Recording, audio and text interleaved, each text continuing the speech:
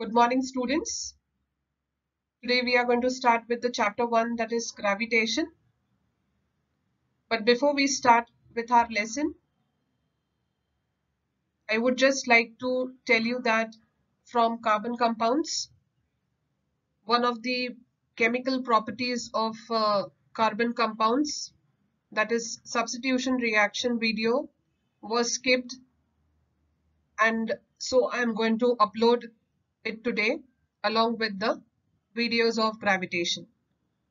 So you all should go through this particular reaction, that is substitution reaction, which is one of the chemical properties of carbon compounds. So let us now begin with gravitation. In standard 9, you all have studied about force. If we had to define force, we would say that it is a kind of a push or a pull on an object with mass. And on account of this pull or push on the object, it can bring about change in the shape, size, speed, velocity, and even the direction of the object. So force is an external agent and it is capable of bringing about change in the state of rest or motion of any particular body.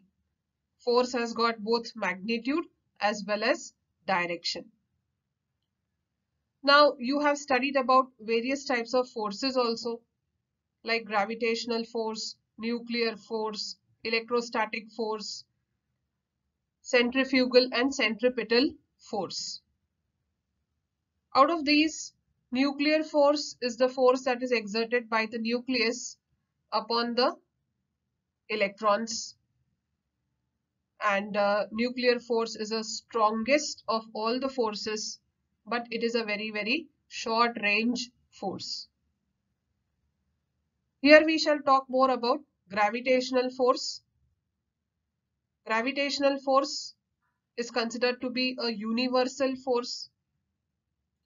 That is, it is going to be present between any two objects in the universe. And it acts not only between two objects on the earth, but between any two objects in the universe.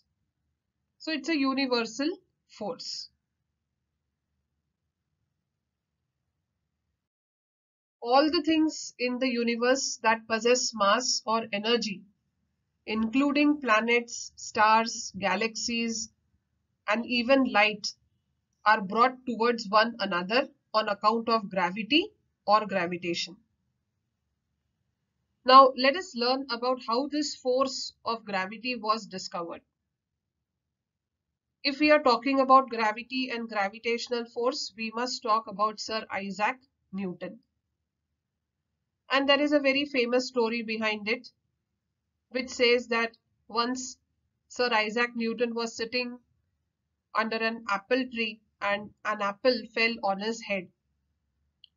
This made him think that why did this apple fall on his head, or rather why did it come downwards?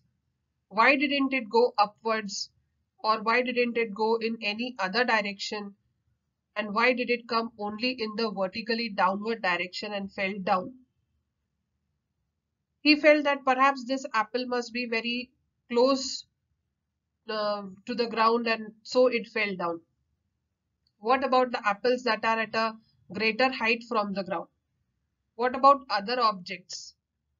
So he tried out with various objects from various heights. He made them fall, and every time the object would move in the vertically downward direction.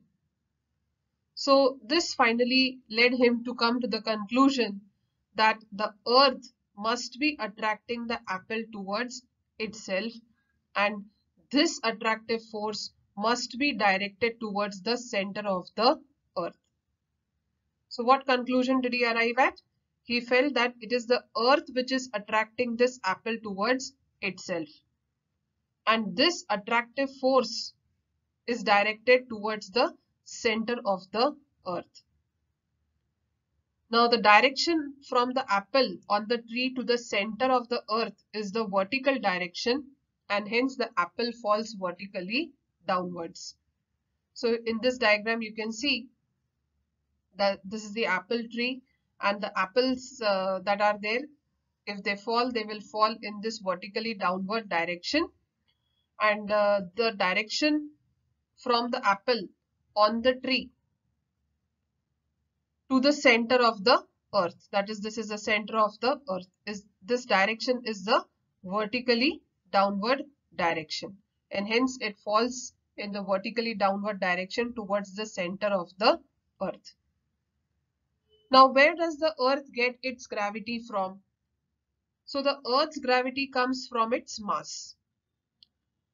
On account of the mass of the earth possesses gravity. The greater the mass, the greater is the gravitational force. If we were, for example, on a planet with less mass than Earth, we would weigh less than we do here on Earth. So, on Earth, gravity gives weight to us. Our weight is on account of the gravitational force exerted by the Earth. Similarly, Moon's gravity causes the ocean tides. So you must have all heard and studied about high tides and low tides that occur regularly in the sea. And the level of water in the sea changes because of the uh, gravitational force that is exerted by the moon. So water that is directly under the moon gets pulled towards the moon, and the level of the water there goes up, causing high tide at that place. So moon's gravity causes the ocean tides. So we can say that gravitational force is an attractive force exerted by the earth on all objects directed towards the center of the earth in vertically downward direction. The force can even act on objects at greater heights like the moon, planets, and the sun. So here in this diagram, you can even see that the gravitational force between Earth and Moon is also present. And the Moon revolves around the Earth is what we all know. It is a natural satellite of the Earth. And as compared to the Earth, Moon is less massive. And lighter objects always orbit the heavier ones. So it is on account of the Earth's gravitational force that the moon revolves around the Earth in an orbit. Similarly, the sun is by far the heaviest object in the solar system. Hence, heavier objects produce bigger gravitational pull than the lighter ones. So as the heavy weight in our solar system, the sun exerts the strongest gravitational pull.